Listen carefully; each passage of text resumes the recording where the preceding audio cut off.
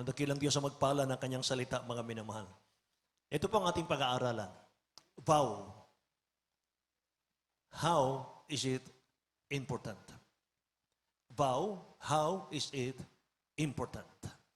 Sa Tagalog, mga minamahal, pangako, gaano ito kahalaga, mga kapatid, sa ating dakilang Diyos. Amen. Praise the Lord. Dakilang Diyos, mga mahal, ang nagsalita dito, mga kapatid. Sabi niya sa Levitico, huwag kayong susumpa ng hindi totoo sa aking pangalan. Na ano pat lapastanganin ninyo ang pangalan ng inyong Diyos. Ako ang Panginoon. Amen. Sa panahon po ng Israelites, mga minamahal ko, sa pangunguna po ni Propeta Moses, wala po silang ginagamit noon, mga minamahal, na sign of contract kung sila po'y mangangako. Kung meron silang mga pangako sa dakilang Diyos, wala pong ginagamit na contract.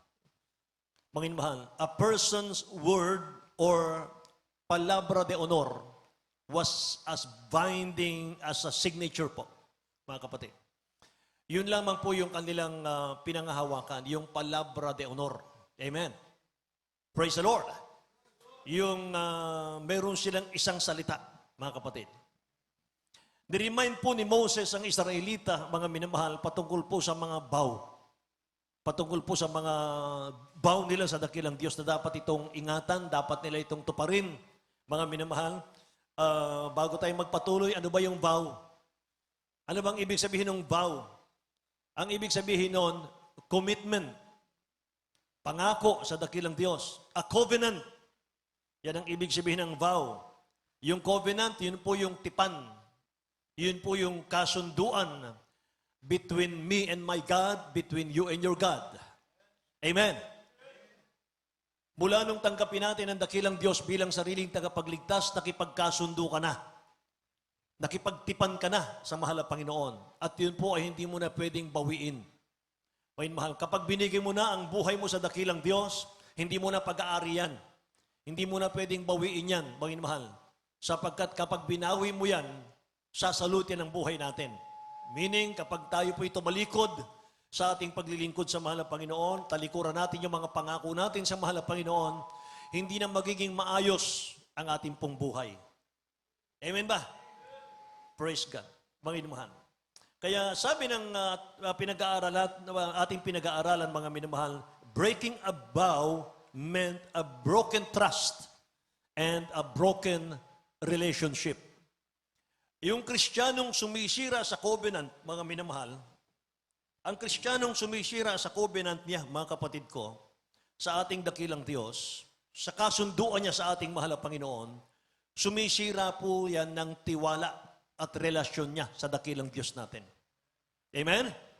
Trust is still the basis sa ating pong relationship sa dakilang Diyos. Kaya yung nasisirang pangako natin sa dakilang Diyos ngayon, nakakapinsala po yan sa ating buhay. Yan ang hindi natin nalalaman minsan. Ulitin ko po, yung mga nasisira nating pangako sa ating dakilang Diyos ngayon sa panahon natin, ay hindi natin alam, mga inumahal, nakakapinsala yan sa ating mga buhay.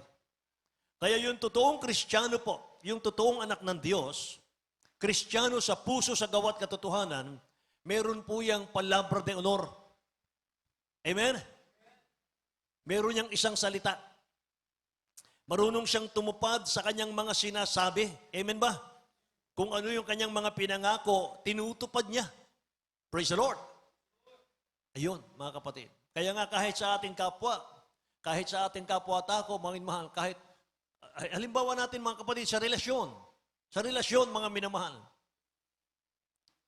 Di ba bago mo mahalin, mga minamahal, yung partner ay dahil nakumbinsi ka sa kanyang mga magagandang pangako? Amen ba? Pero once na sinira niya yung kanyang mga pangako, mga mahal, hindi ka na magiging matino. Aawayin mo na yan. Amen ba? Dahil wala siyang palabra de honor. Mahalaga po ito, mga kapatid. Mahalaga ito, mga minamahal. Sapagkat kung atin pong susundin, mga minamahal, yung ating mga pangako sa dakilang Diyos, dapat sana 5 years ka pa lang sa mahal na Panginoon, bumubuhos na ang pagpapala sa iyo ng mahal na Panginoon. Amen ba? Kaya pag-aralan natin mga minamahal, yung buhay ni Jacob. Si Jacob po ay nagkaroon din ng vow sa ating dakilang Diyos. At hindi tayo dapat maging katulad ni Jacob. Malalaman natin kung bakit hindi natin dapat gayahin si Jacob. Amen.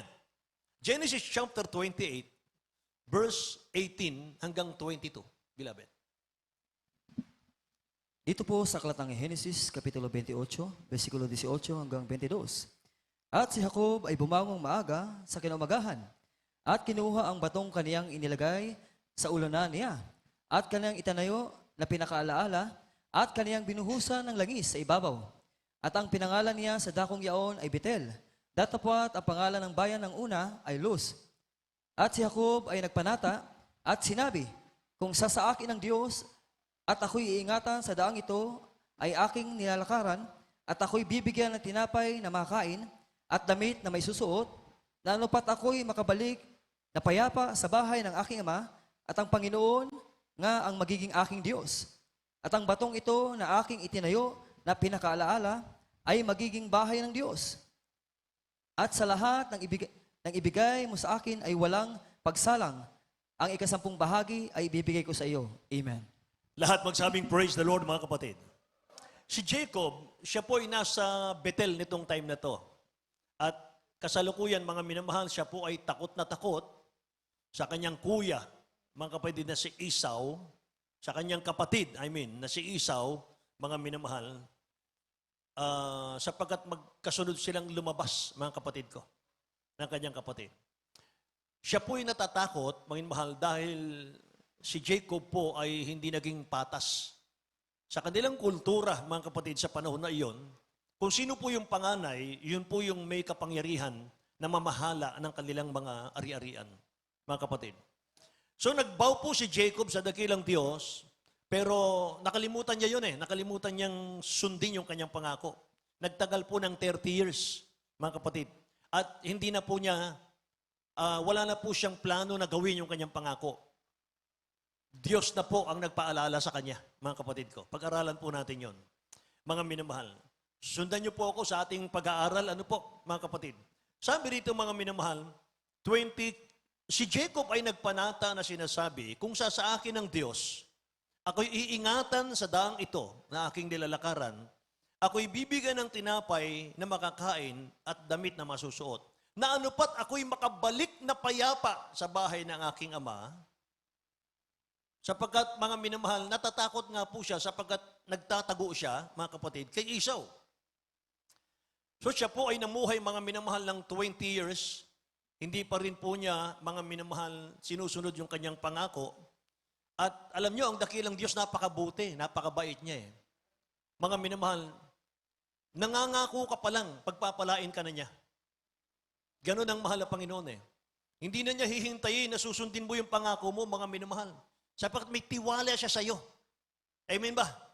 Nagtitiwala siya sa iyo. Unang-una niyang tiwala sa atin, Ipinagkatiwala niya sa atin yung kanyang Holy Spirit. Binigyan tayo ng Holy Spirit sa ating mga puso. Tiwala ang mahal na Panginoon, mga mahal, na iingatan mo ang iyong paglilingkod. Amen?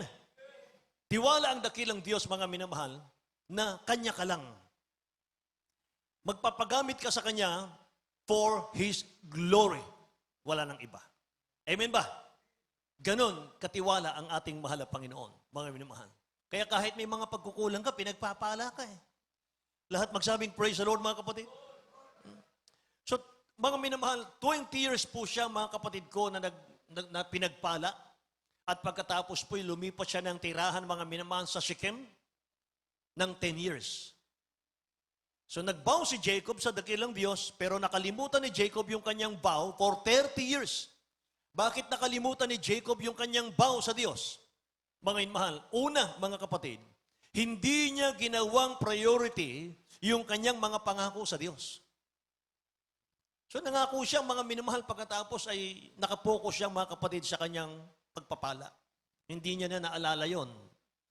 At kinuha ni Jacob yung pagkapanganay, mga minamahal, ni Esau, yung karapatang pamamahala ni Esau sa lahat ng kayamanan ng kanilang amang si Isaac.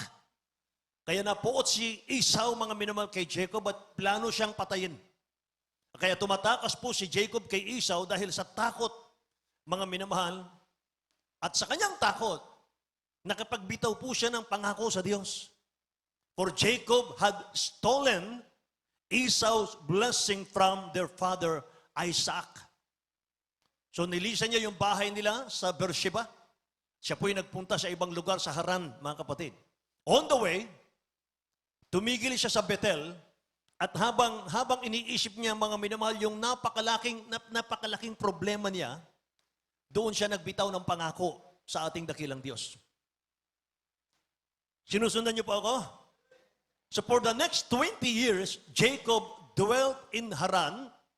Jacob had been living in Canaan, Shechem, 10 years po, kaya naging 30 years. Kaya dahil sa mga pangako ni Jacob sa dakilang Diyos, nangako naman po ang dakilang Diyos sa kanya ang mahal na Panginoon. Pagpapalain siya ng dakilang Diyos. Kaya sa Genesis chapter 29 at sa chapter 30, chapter 29 at chapter 30, kung babasahin niyo sa inyong mga bahayan, sabi ng Bible, Jacob prospered both in family and in gaining wealth. Sabi ng Bible. Nung siya po ay yumaman na, lumipat siya ng lugar. Namuhay siya sa Canaan City, o inmahal, sa Shechem ng 10 years. So basahin natin, mga inmahal, ang Genesis chapter 33, verse 18. Tingnan natin ang talatang ito, beloved. Genesis chapter 33, verse 18. Sa aklat ng Genesis, Kapitulo 33, versikulo 18, at dumating si Jacob na payapa sa bayan ng Sikim na nasa lupain ng Kanaan, nang siya ay manggaling sa Padam-aram at siya ay humantong sa tapat ng bayan. Dumating si Jacob na payapa sa bayan ng Shechem, sabi ng Bible, sa lupain ng Kanaan, mga minamahal. So nang magbitaw si Jacob po ng vow sa dakilang Diyos, yung malaking problema niya, pinalitan ng dakilang Diyos ng kapayapaan. Say amen. Nung ang buhay ni Jacob ay payapa na, pinagpapala na siya, nakalimutan niya yung kanyang pangako sa dakilang Diyos. Nung magpakita ang mahal na Panginoon kay Jacob sa Bethel, mga kapatid, nakalimutan niya yun. Kaya uulitin ko po yung talata kanina, mga mahal, Genesis 28, verse 20 hanggang 22. Sabi dito, si Jacob ay nagpanata na sinasabi, kung sa akin ang Diyos at ako'y iingatan sa daang ito na aking nilalakaran at ako'y bibigyan ng tinapay na makakain at damit na may susuot, na anupat ako'y makabalik na payapa sa bahay ng aking ama, ay ang Panginoon nga ang magiging aking Diyos at ang batong ito na aking itinayo na pinakaalaalay magiging bahay ng Diyos at sa lahat ng ibigay mo sa akin ay walang pagsalang, ang ikasampung bahagi ay ibibigay ko sa iyo. Inuulit-ulit ko yung mga verses para manuot sa atin. Para mga minamahal, may recall ng Holy Spirit sa atin, mga kapatid ko. Maalala natin yon. Mahalaga ito. So anong aral ang makikita natin, mga minamahal, kay Jacob na maaari nating i-apply sa buhay po natin? Lahat magsabing, praise the Lord. So God expect us to keep vow we make. Yan ang makikita nating aral dyan, mahal. Kasi 30 years ba naman nakalimutan na ni Jacob yon, mga kapatid? Mayaman na siya, mga minamahal. Nakalimutan niya yung kanyang pangako, mga kapatid ko. Nagwo-worship siya, mga minamahal. Nag-aalay siya sa mahal na Panginoon, mga kapatid ko. Nagdadalangin siya sa mahal na Panginoon.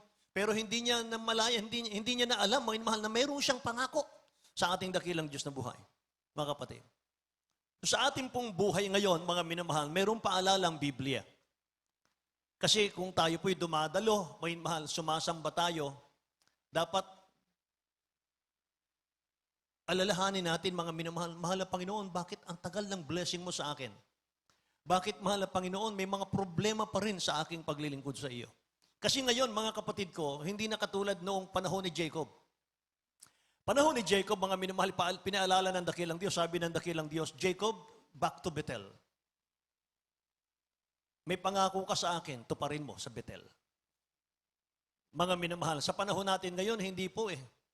Sa panahon natin ngayon, mga kapatid ko, kapag ang bigat ng pagpapala, mga kapatid, kapag mga minamahal, may mga paalala ang mahal na Panginoon. Dapat mag-search eh. Baka meron kang mga pangako sa dakilang Diyos na hindi mo tinugon, na hindi mo tinupad. Ganun ang mahal na Panginoon ngayon eh, mga kapatid ko. Nakikinig po ba kayo?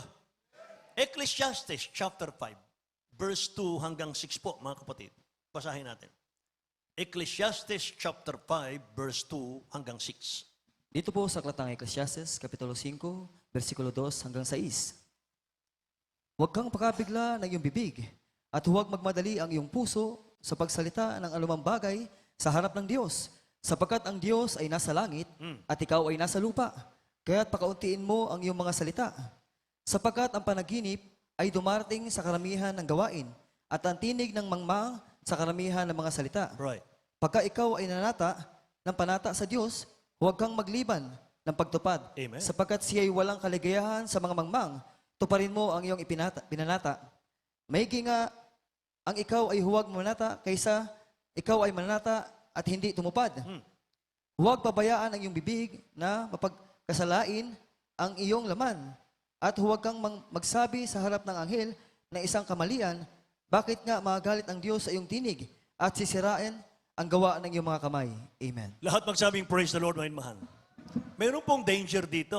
Meron pong nakakatakot ito, mga minamahal. Ang sabi ron, mga kapatid, kung mananata ka, kung magbibigay ka ng vow sa mahal na Panginoon, mangangako ka, tuparin mo, sabi rito. Sapagkat kung hindi mo tutuparin, sabi niya, sisirain ng angel ang lahat ng gawa ng kamay mo. Sabi niya rito. Lahat ng tangkain mo sa buhay, lahat po ng imbak mo, lahat ng ipon mo, mahal, mapupunta sa wala. Kapag hindi mo raw natin tinupad yung ating mga pangako sa mahal na Panginoon. Amen. At kapag hindi natin natutupad yung pangako natin sa mahal na Panginoon, ang hirap yatang awitin yung isang awit na I surrender all. I surrender all. Di ba? Minsan mga kapatid, hindi na tayo kumakanta. Mga minamahal, pumapalakpak na lang tayo. Kasi guilty. Di ba? Amen po? Praise the Lord! Abay, mabigat yun. Pag sinabi mong, I surrender all, tsaka tayo nakataas ang dalawang kamay, tsaka nakatingala sa langit ang ating mga mata, mga mahal. Pagkatapos hindi natin nasusunod pa lang, mga kapatid ko, yung ating mga pangako. Naku, mahirap. Amen. Ulitin natin. Sabi dito, huwag kang pakabigla ng iyong bibig at huwag magmadali ang iyong puso na magsalita ng anumang bagay sa harap ng Diyos. Sapagkat ang Diyos ay nasa langit at ikaw ay nasa lupa. Kaya pakauntiin mo ang iyong mga salita. Sapagkat ang panaginip ay dumarating sa karamihan ng gawain at ang tinig ng mangmang sa karamihan ng salita. Kapag ang Kristiyano raw po hindi tumutupad sa kanyang mga pangako, ano sabi ng Bible? Isang mangmang daw na tao yon. Bible po nagsabi. Verse 4, pagka ikaw ay nananata ng panata sa Diyos, huwag kang magliban ng pagtupad sapagkat siya'y walang kaligayahan sa mga mangmang. Tuparin mo ang iyong pinanata. Maigi nga ang ikaw ay huwag manata, kaysa ikaw ay manata na hindi tumupad. Ito sa verse 6. Huwag pabayaan ang iyong bibig na papagkasalanin ang iyong laman, at huwag ka mang magsabi sa harap ng anghel ng isang kamalian, baka nga magagalit ang Diyos sa iyong tinig at sisirain ang gawa ng iyong mga kamay. Tingnan niyo po. So yung nasirang pangako sa dakilang Diyos, mga minamahal, ng Kristiyano, kasalanan pala yon. Kapag pala nangako tayo, mga minamahal, sa dakilang Diyos at hindi natin tinupad, kasalanan pala yon. At pakikilusin niya yung kanyang anghel para sirain ng Diyos yung gawa ng ating mga kamay. Ganon ka delikado. Ganon siya kaselan. Kaya sabi ko sa inyo, mga minamahal, napakaganda ng ating aralin sa araw na ito. Mga kapatid ko, na kapag ito ay hindi natin mga minamahal na laman, hindi natin mga minamahal na pag-aralan, ay hindi natin alam, mga kapatid ko, nag-grib na pala ang mahal na Panginoon sa atin. So sa Deuteronomy chapter 23, verse 21 hanggang 23, sabi ng Bible, when you make a vow to the Lord, your God, you shall not delay to pay it. When you make a vow to the Lord your God, you shall not delay to pay it. For the Lord your God will surely require it of you, and it would be sin to you. But if thou abstain from vowing, it shall not be sin to you. That which has gone from your lips, you shall keep and perform, for you voluntarily vow to the Lord your God what you have promised with your mouth. Tingnan nyo. Voluntary kang nangako eh. Wala namang nagdidikta sa atin. Voluntaryo tayong nangako, mga minamahal. Mahal na Panginoon, makikibahagi ako sa project ng church. Promise ko, mahal na Panginoon, ito po yung gagawin ko. Amen? Wala namang nagpilit sa atin. Nag-volunteer tayo mismo, mga mahal. Amen? Pero sabi ng Bible, mga kapatid ko, kung hindi raw natin gagawin yon, it would be sin to you. Tingnan nyo sa Tagalog po. Tagalog po. Sa aklat ng Deuteronomio, Kapitulo 23, versikulo 21 hanggang 23, pagka ikaw ay magpanata ng isang panata sa Panginoon mong Diyos, ay huwag kang magluluwat ng pagtupad, sapagkat walang pagsalang usisain sa iyo ng Panginoon mong Diyos at magiging kasalanan sa iyo. Ngunit kung ikaw ay magbawang manata, ay hindi magiging kasalanan sa iyo. Ang nabukas sa iyong mga labi ay iyong gaganapin at gagawin. Amen. Ayon sa iyong pinanata sa Panginoon mong Diyos na isang kusang handog na pinangako mo ng iyong bibig. Amen. Lahat magsabing praise the Lord, mga kapatid ko. So let's be sure, mga minamahal, to keep any covenant or vow that we make with God. I-sure natin, mga minamahal, na kung ano man ang ating mga pinangako, mga kapatid, tutuparin natin yon. Para yung mga pangako ng dakilang Diyos ay bumuhos sa atin. So we are prone to forget our vow when things are going well. Isa ito, mga mahal, sa minsan, mga kapatid, nakikita natin sa mga anak ng Diyos. Makikita po natin, mga mahal, maraming mga Kristiyano ngayon, kapag nasa matitinding kagipitan, matitinding mga problema, saka nagbibitaw ng pangako sa dakilang Diyos. Pero kapag nalutas na, mga minamahal ng dakilang Diyos, ang problema, maayos na naman po ang buhay at sumasagana. Nakikinig ba kayo? Nakakalimutan na yung mga pangakong binitawan sa mahal na Panginoon. Tama po, mali? Tama. Mga minamahal. Kapag matindi ang problema, mga kapatid ko, talagang mga minamahal, yung araw ginagawa mong gabi, yung gabi ginagawa mong gabi. Grabe ang pagsusumamo mo sa mahal na Panginoon, tumatangis ka, mga minamahal. Mahal na Panginoon, tulungan mo po ako. Mahal na Panginoon, gipit na gipit po ako. Mahal na Panginoon, wala na akong pupuntahan, wala na akong mahingan ng tulong, ikaw lang, mahal na Panginoon, at alam mo, ikaw lang maglulutas dito. Sa mahal na Panginoon, walang malaking problema. Sa mahal na Panginoon, lahat ng problema, mga mahal, gaano man kabigat yan, kaya niyang lutasin yan sa gawaing ito. Amen ba? Kaya mga minamahal, minsan hindi natin namamalayan, mga kapatid, sobra, mga kapatid, na gustong-gusto nating lutasin ng mahal na Panginoon. Mahal na Panginoon, nangangako ako sa iyo, mahal na Panginoon. Ngayon, pagkatapos, mga minamahal, pag nalutas na, nakakalimutan na po ng mga anak ng Diyos. Nalilimutan natin yung mga pangako natin sa panahon na tayo po'y maginhawa na. Lahat magsabing amen. Kaya minsan, alam nyo, mga kapatid, minsan may narinig akong mananampalataya eh. Meron akong narinig mga minamahal ng mga ngaral eh. Ang sabi niya, minsan nakakasama rin yung sobrang pagpapala. Minsan nakakasama rin yung sobrang sagana ang buhay. Amen ba? Mga minamahal, madaling makalimot ang mga anak ng Diyos. Kahit na yung Israel 40 years, mga minamahal, na paglalakbay. Napakasimple ng mga pangaral ni Moses. Huwag kayong luluhod sa ribulto. Mamuhay kayo ng kabanalan, mga minamahal. Tapos susuplayan po, mga kapatid ko, ng manna from heaven. Supply ng dakilang Diyos, may mahal ang pangangailangan. 40 years, ganun, pabalik-balik, may mahal yung kanyang pangaral. Nakalimot pa rin ang mga anak ng Diyos.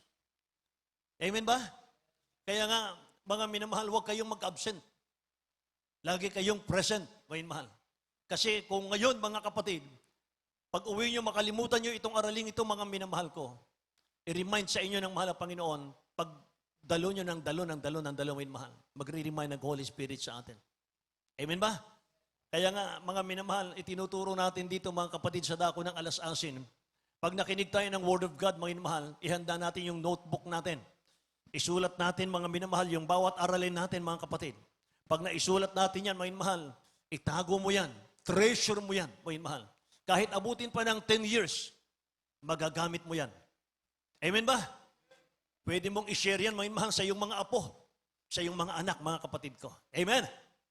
Palakpakan natin ang dakilang Diyos, mga minamahal. Praise the Lord! Proverbs chapter 30, verse 6 to 9. Ano sabi ng talatang ito? Huwag po ninyo akong pahirapin, O Diyos. Baka magnakaw ako. Huwag po ninyo akong payamanin ng husto. Baka makalimutan kita. Tingnan nyo. Dito po sa Aklat ng Kawikaan, versikulo 30, kapitulo 30, versikulo 6 hanggang 9. Huwag kang magdagdag sa kaniyang mga salita. Baka kaniyang sawayin ka at masunduan kang sinungaling. Dalawang bagay ang hinihiling ko sa iyo. Huwag mong ipagkait sa akin bago ako mamatay. Ilayo mo sa akin ang walang kabuluhan at ang mga kasinungalingan.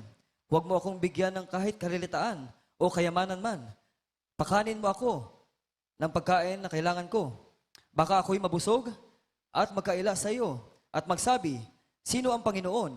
O baka ako'y maging dukha at magnakaw ako at gumamit ng paglapastanganan sa pangalan ng aking Diyos. Amen. Lahat magsabing praise the Lord, mga kapatid. Isang napakatalinong panalangin, mga mahal, itong ating nabasa ngayon, mga kapatid ko. Ang sabi ng talatang ito, mga minamahal, ang proverb po ay sinulat, mga kapatid, ni Haring Solomon. Mga mahal, pinakamatalinong taong nabuhay sa Biblia at pinakamayaman, mga kapatid. Sabi niya, ilayo mo sa akin ang walang kabuluhan at ang mga kasinungalingan. Huwag mo akong bigyan ng kahit karalitaan o kayamanan naman. Tingnan niyo. Huwag mo po akong pahirapin ng husto. Baka ako'y magnakaw. Huwag mo rin akong paginhawain ng husto. Mahal ang Panginoon, pasaganain. Baka makalimutan kita. Amen. Baka ako'y mabusog at magkaila sa iyo at magsabi, sino ang Panginoon? O baka ako'y maging dukha at magnakaw ako. Grabe ang gandang talata, mga minamahal ko. Amen.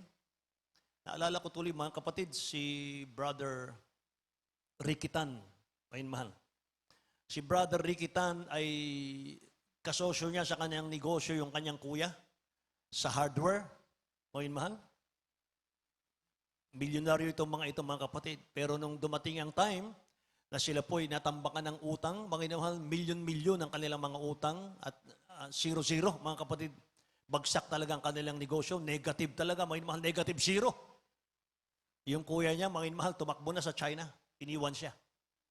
Siya ngayon ang hinabol, mga minamahal, ng pinagkakautangan. At mga kapatid, yung kanyang may bahay, mga minamahal, ay 8 months na pregi, mga minamahal, 8 months. Nagtatago sa kisame pag mayroong sheriff. Bangin mahal, naninginig sa takot.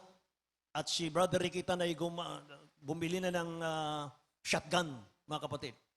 May lamesa, bangin mahal, sa kanyang pintuan. Doon nilalapag ang shotgun at nandiyan ang mga sheriff. Pag hinuli niyo ako, magpakamatay ako. Bangin mahal, umaalis ang mga sheriff, mga kapatid. So, bangin mahal, grabing problema nila. Napakabigat ng kanilang mga problema. Bangin mahal, dumadalo siya sa amuran itong mga kapatid. Narinig niya sa ating mga mahal, beloved, honorable Pastor Will Estrada Almeida. Giving, receiving. Pagbibigay sa gawain ng Diyos, malutas ang problema mo kahit gaano kabigat. Kahit gaano kalaki. Mga minamahal, nangako siya, mga kapatid.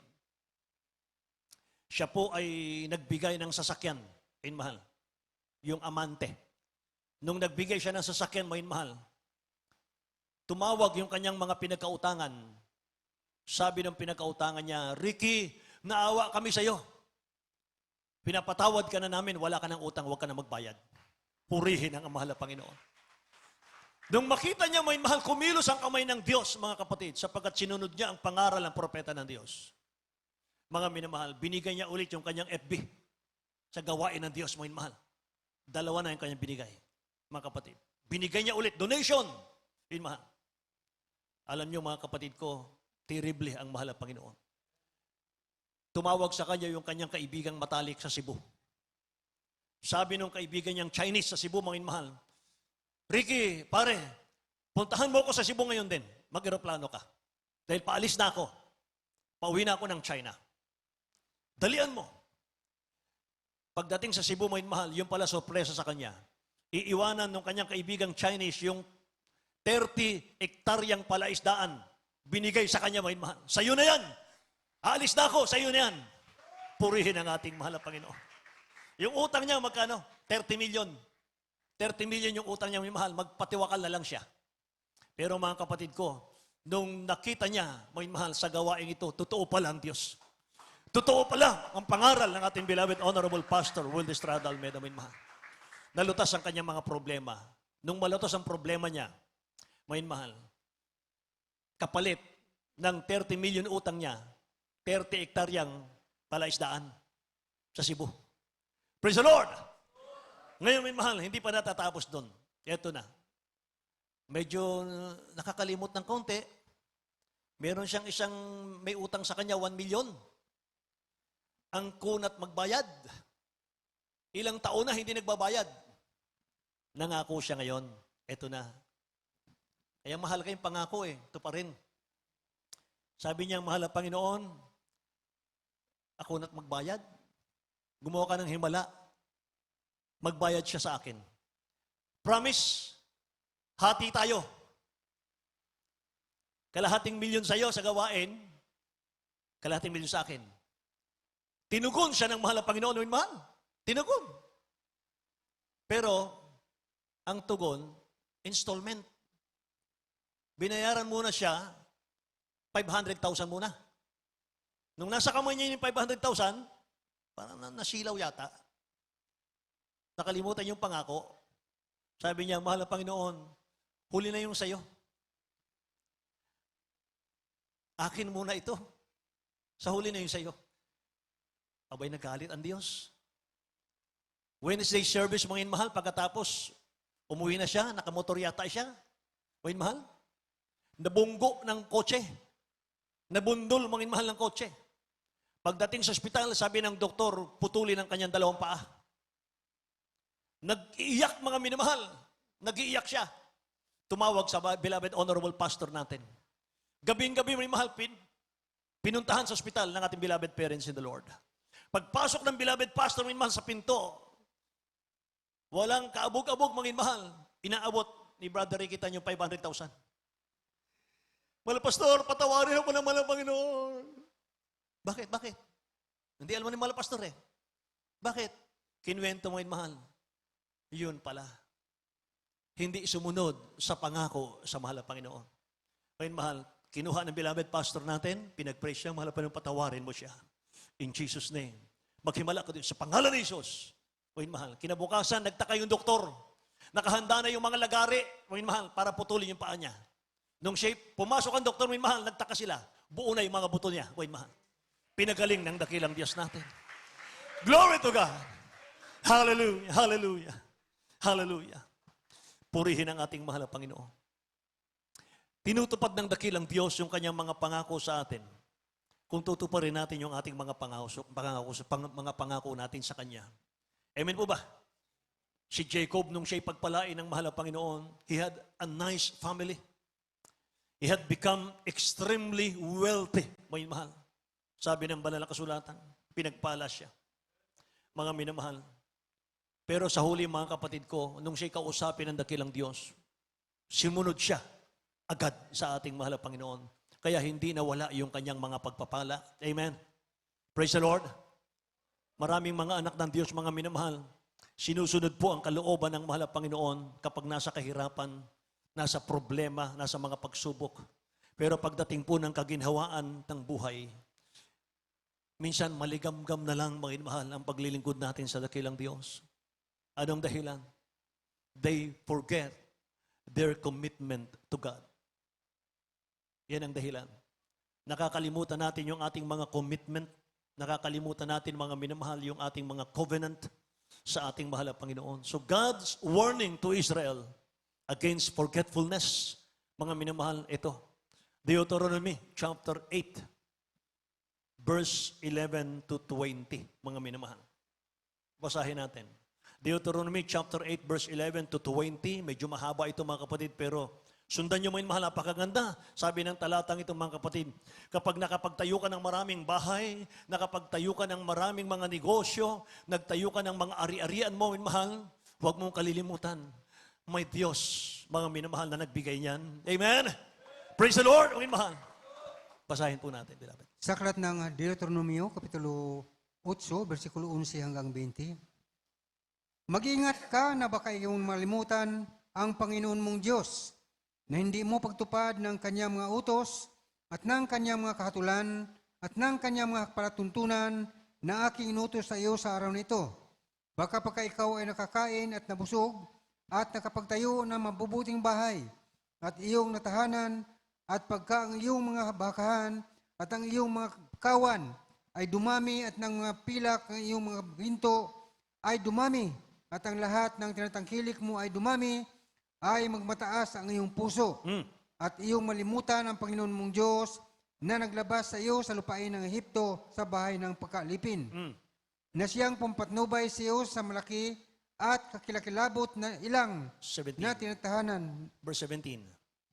sa city at baka ang iyong sabihin na iyong puso, ang aking kapangyarihan at ang lakas ng aking kamay, ang siyang nabigay sa akin ng kayamanang ito, kundi iyong alalahanin ng Panginoon mong Diyos, sapagkat siya ang nagbigay sa iyo ng kapangyarihan upang magkaroon ka ng kayamanan, upang kanyang papagtibayin ang kanyang tipan na kanyang sinusumpa sa iyong mga magulang, gaya nga sa araw na ito. At mangyari na kung iyong kalimutan ang Panginoon mong Diyos, at ikaw ay sunod sa ibang mga Diyos, at iyong paglingkuran sila at iyong sambahin sila, ay aking pinatutuhanan laban sa inyo sa araw na ito, na kayo'y tunay na malilipol. Kung paano ang bansang nililipol ng Panginoon sa harap ninyo, ay gayon kayo malilipol, sapagkat hindi ninyo dininig ang tinig ng Panginoon ninyong Diyos. Palakpakan Amen. po natin ang mahal na Panginoon, mga minamahal. Hallelujah. Ito po yung mga warning, mga minamahal, ng dakilang Diyos sa ating lahat, mga kapatid. Pagka ikaw ay nakakain, sabi dito, mag-ingat ka, anak, mag-ingat ka, na huwag mong makalimutan ang utos ng iyong Diyos. Sa hindi mo pagtupad ng kanyang mga utos. Baka pag ikaw ay nakakain at nabusog at nakapagtayo ng mabubuting bahay at iyong natahanan, at pagka ang iyong mga bakahan at ang iyong mga kawan ay dumami at ang iyong pilak at ang iyong ginto ay dumami at ang lahat ng tinatangkilik mo ay dumami, ay magmataas ang iyong puso. At iyong malimutan ng Panginoon mong Diyos na naglabas sa iyo sa lupain ng Ehipto sa bahay ng pagkaalipin. Baka iyong sabihin sa iyong puso, ang aking kapangyarihan at ang lakas ng aking kamay ang siyang nagbigay sa akin ng kayamanang ito. May mga Kristiyano bang ganon? Meron minsan. Mga minamahal. Minsan mga kapatid ko, nung nasa trials pa ang buhay, mga kapatid, talagang nagpapasalamat sila sapagkat meron tayong propeta ng Diyos, meron tayong parents in the Lord, meron tayong mga preachers, may mahal na mga nananalangin sa kanilang mga negosyo, mga kapatid. Nung nagsilago ng mga minamahal, nakalimutan na, mga kapatid ko. Binaliwala na po yung mga nagpapagal sa pananalangin para sa kanilang mga negosyo. Doon sila nagkamali. At bumabagsak yung kanilang mga business, mga minamahal. Sabi ng Bible, mga kapatid, kung yung alalahanin ng Panginoon mong Diyos sapagkat siyang nagbigay sa iyo ng kapangyarihan upang magkaroon ka ng kayamanan, mga mahal, siya ang may kapangyarihan daw upang magkaroon ka ng kayamanan, hindi sa ating sarili, mga minamahal. Amen po ba, mga kapatid? Praise the Lord, mga minamahal.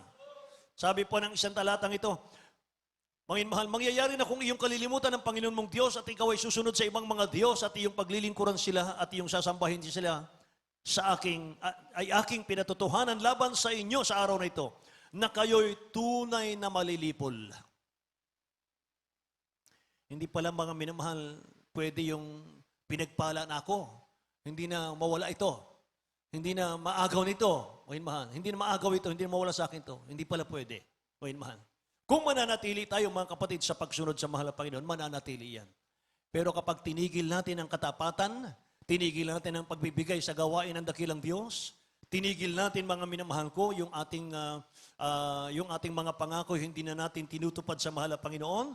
Sabi ng banal na kasulatan, kung paano ang bansang nilipol ng Panginoon sa harap ninyo, ay gayon kayo malilipol sapagkat hindi ninyo dininig ang tinig ng Panginoon ninyong Diyos. Amen? Grabe to, mga minamahal. Huwag natin kalimutan, mga kapatid, sabi ng Bible, you shall remember that the Lord your God, for it is He who gives you power to get wealth. Amen? Praise the Lord.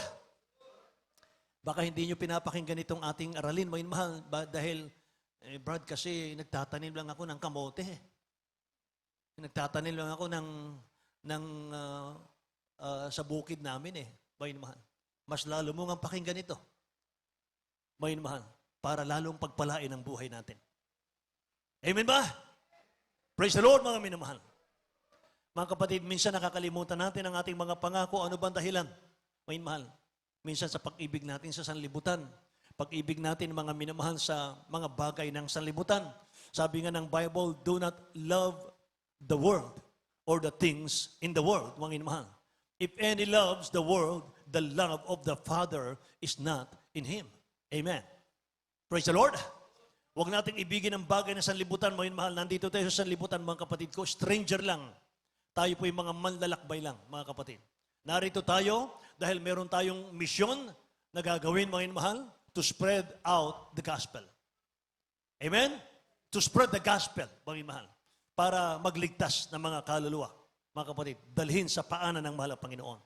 Yan po, mga minamahal, ang ating tungkulin. Amen ba? Hindi para magpakayaman, hindi para magpakaginhawa, mga minamahal, at manatili sa comfort zone, mga kapatid, hindi pwede yun, mga minamahal. Kailangan po gampanan natin kung ano yung piniutos ng dakilang Diyos sa atin, mga minamahal. Palakpakan natin ang ating mahal na Panginoon. Nais ng dakilang Diyos, mga minamahal, maging seryoso tayo sa ating mga pangako. Sa giving, mga minamahal, dapat maging seryoso tayo, mga kapatid ko, sa pagkakaloob sa pagbibigay. Amen ba, mga minamahal? Para pagpalain ang ating buhay ng ating pinakamamahal na Panginoon, mga kapatid ko. Praise the Lord! Kaya mga minamahal, sa ating mga anak ng Diyos, mga kapatid, naway nagsilbing paalala sa atin ang ating aralin, mga minamahal ko, sa araw na ito. At anuman po yung ating mga pinangako sa ating mahal na Panginoon, sundin po natin, mga minamahal, tuparin po natin. Sapagkat sabi ng ating nabasa, mga minamahal, kung hindi tayo susunod at makakalimot tayo, uutusan ng dakilang Diyos yung kanyang anghel para sirain ng Diyos lahat ng tangkain natin sa buhay. Sisirain ng dakilang Diyos, mga minamahal, yung ating mga pinundar, mga kapatid ko. Yung magandang buhay na ating ninanasa sa buhay, hindi na mangyayari yun, mga minamahal. Bakit? Sinabi ng dakilang Diyos natin. Mag-ingat tayo, mga minamahal, sundin natin, mga kapatid, anong ating mga pinangako at pinanata para hindi sirain ng angel yung gawa ng ating mga kamay. Lahat magsabing amen. Tumayo tayong lahat, mga kapatid. Tayo umawit sa dakilang Diyos natin. At habang ating inaawit, mga mahalang awiting ito, mga kapatid ko, bulay-bulayin po natin yung kanyang kabutihan sa ating buhay. Amen. Para sa iyo.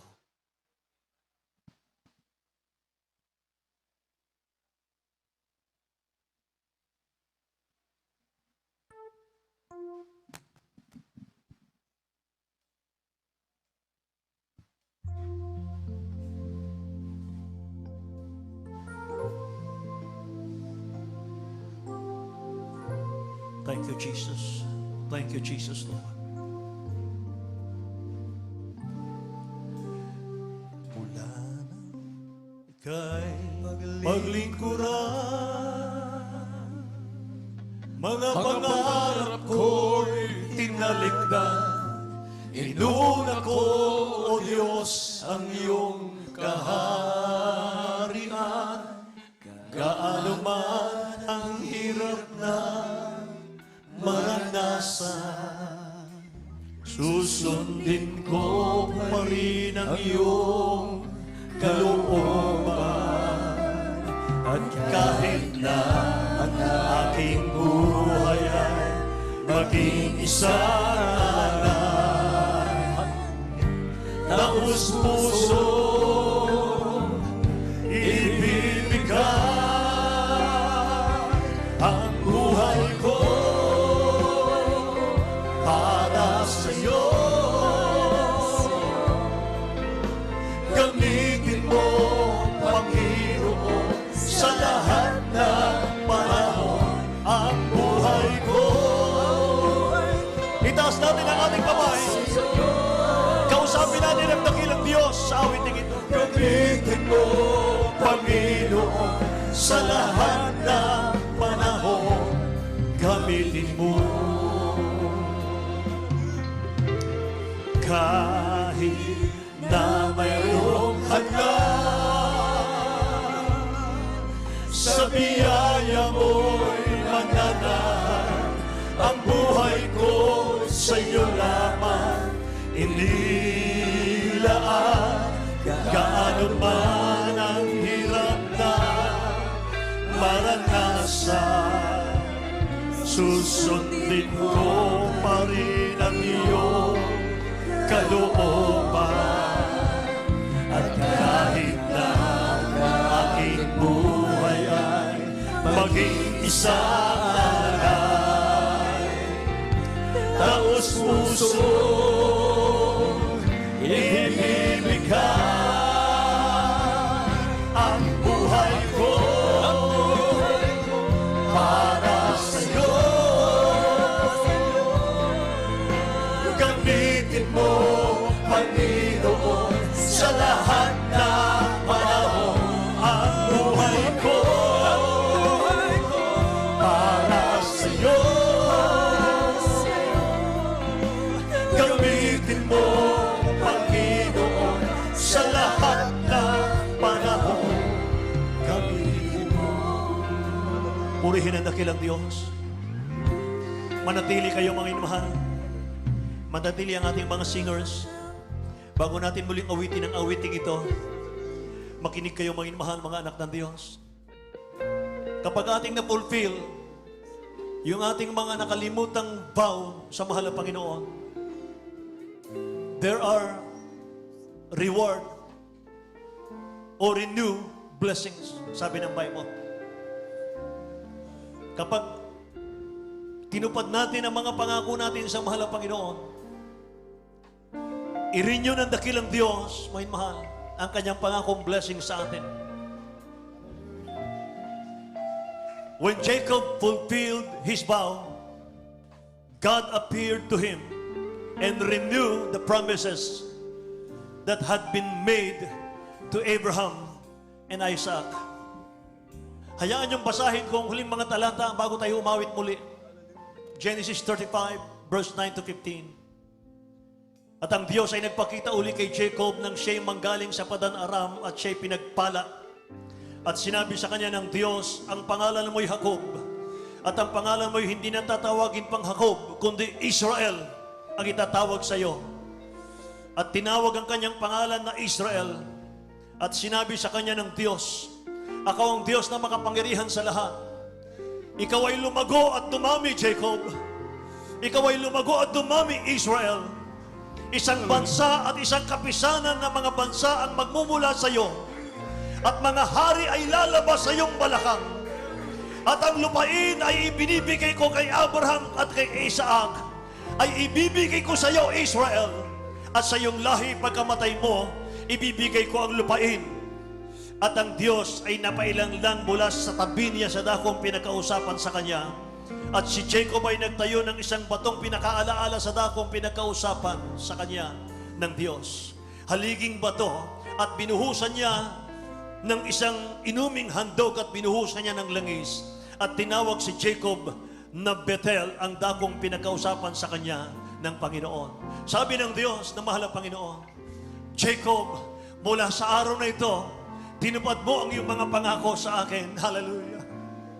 For 30 years, mga minumahal, na iniwan niya ang pangako niya sa mahal ng Panginoon, hindi niya tinupad. Subalit sa habang at biyaya ng mahal ng Panginoon, kinausap siya muli ng dakilang Diyos. Jacob, back to Bethel. Tuparin mo ang pangako mo sa akin. Hindi ko aalisin sa iyo ang pangako kong pagpapala. Hallelujah. Hindi ko mabawiin ang pagpapalang binigay ko sa iyo. Tuparin mo lamang ang 30 years na nakalimutan mong pangako sa akin. Hallelujah. Hallelujah. Hallelujah. Mula ngayon, sabi ng dakilang Diyos, hindi na Jacob ang pangalan mo, kundi kay Israel. Hallelujah. Ako ang Diyos na makapangyarihan sa lahat, sabi ng dakilang Diyos. Israel, mula sa araw na ito, lumago ka, dumami ka, isang bansa at isang kapisanan ng mga bansa ang magmumula sa iyo. Hallelujah! Anak ng Diyos, sa araw na ito, nandito ka ngayon sa Church of the Living God. Tinutupad ng Diyos ang kanyang pangako sa ating beloved Honorable Pastor Will Estrada Almeida. Kaya i-claim mo yan, may mahal. I-claim mo sa iyong buhay. In the name of Jesus, susundin ko ang mga nakalimutan kong pangako at pangako ng Diyos. Ako'y dadami. Ako'y magpapalain in the name of Jesus. Pararamihin ako ng Diyos ng Jesus Miracle Crusade in the name of Jesus. Hallelujah. Pagpapalain ako ng Diyos sa gawain ito. Hindi ako mananatiling mahirap. Hindi ako nanatiling indigent. Hindi ako nanatiling hikahos. Pagpapalain ako ng Diyos sa gawain ito. In Jesus' name. In Jesus' name. In Jesus' name. Itaas natin ang ating kamay, mga mahal. Ang buhay ko para sa'yo. Gamitin mo, Panginoon, sa lahat ng panahon. Ang buhay ko para sa'yo. Gamitin mo, Panginoon, sa lahat ng panahon. Kaano man ang hirap na maranasan, susundin ko pa rin ang iyong kalooban. At kahit na aking buhay maging isang alay, taos puso ibibigay. Buhay ko para sa'yo. Gamitin mo, Panginoon, sa lahat ng panahon. Ang buhay ko para sa'yo. Gamitin mo, Panginoon, sa lahat ng panahon. Gamitin mo. Gamitin mo, Panginoon, sa lahat ng panahon. Gamitin mo. Hallelujah. Thank you, Jesus. Manatili kayo, mga mahal. Hallelujah. Sa pahunan panalangin natin, beloved Honorable Pastor Will Estrada Almeida. Nandito sa ating kalagitnaan ang mahal na Panginoon sa mga sandaling ito. Nararamdaman ko siya, mga minamahal, narito sa ating kalagitnaan. Gusto ng mahal na Panginoon pagpalain kanya. Alisin mo na ang paghihinayang Alisin mo na mga minamahal ang panghihinayang. Pagdating sa gawain ng dakilang Diyos, mga minamahal, makipag-unahan ka sa pagbibigay. Makipagsiksikan ka, mga minamahal, sa pagtulong sa gawain ng Diyos. Hallelujah. Sapagkat dito ka pinagpala. Dito ka pinagaling sa karamdaman. Dito ka naging maligaya, mga minamahal. Hallelujah. Dito tutugunin ng Diyos ang kanyang pangako sa iyo. Ibigay mo lang ang pangako mo sa Kanya. Itaas natin ang ating kamay. Dakilat mapagpala naming Ama sa langit, aming Diyos na makapangyarihan sa lahat. Maraming salamat, O Diyos, sa revelation. Sa araw na ito, mahal na Panginoon, hallelujah. Sa mga susi, paano kami pagpapalain mo, O Diyos. Mahal na Panginoon, paano mo pagiganhawain ang aming mga buhay. Salamat. Sa mga sandaling ito, O Diyos, hallelujah, Lord God. Abutin mo ang iyong mga anak, mahal na Panginoon. Dakilang Diyos, sa kanilang mga kalagayan. Ang mga nasa mababang kalagayan, itaas mo, O Diyos, ang kanilang antas ng pamumuhay. Mga walang hanap buhay, bigyan mo ng hanap buhay, O Diyos. Mahal na Panginoon, ang mga naghinat na lupaypay, O Diyos, i-revive mo ang kanilang pananampalataya. Ang mga nag-aalinlangan, O Diyos, patuloy mo silang kausapin. Dakilang Diyos, ng susi ng lahat ng pagpapala, O Diyos, ay ang katapatan namin sa iyo, mahal na Panginoon. Pagpalain mo kaming lahat. Mga karamdaman, O Diyos, alisin mo ang mambanal. Pag-aalinlangan, palalamig, palulupaypay. Cast out in the name of Jesus. In Jesus' name. Mga minamahal, ipatong natin ang ating kanang kamay sa ating mga ulo, kaliwang kamay sa parte ng karamdaman. Mga mahal, kahirapan ng buhay, taas ang dalawang kamay, mga kapatid. Magbigat ng problema, taas ang dalawang kamay. In the name of Jesus. In the name of Jesus. Hallelujah. Sama-sama namin sinasaway lahat ng uri ng karamdaman, problema, kahirapan. Pag-aalinlangan, cast out, be healed. All kinds of sicknesses and disease, be healed. In the name of Jesus. Hallelujah. In the name of Jesus, be healed right now. In Jesus' name. Unbelief and doubt, poverty, problem, vices, cast out in Jesus' name. Problems, be solved. Vices, be gone. In Jesus' name. In Jesus' name. In Jesus' name. Hallelujah. Hallelujah. Itaas natin ang ating dalawang kamay. Tatalon tayo 3 beses, sabay sigaw ng hallelujah, praise the Lord. Galing sa puso, may mahal.